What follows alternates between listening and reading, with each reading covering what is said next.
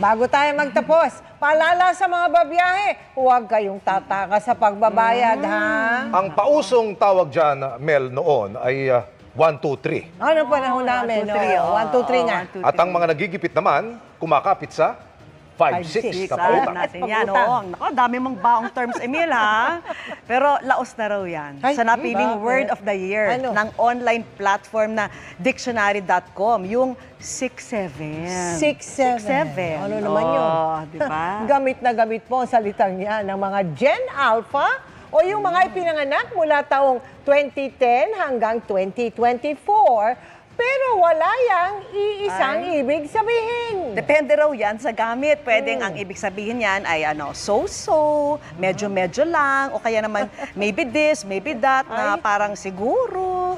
Pero wala raw talagang ibig sabihin yan. Ano ba yun? Hindi rin tiyak kung paano ito nagsimula, pero may nagsasabing mula ang 6-7 Saan? sa lyrics ng kantang Doot Doot 6-7 ng isang American rapper bago umabot sa TikTok. Kantahin mo yan. Napili yung word of the year dahil sa dalas ng paggamit niyan. At syempre, pag-search niyan online, ayon sa pag-aaral ng dictionary.com.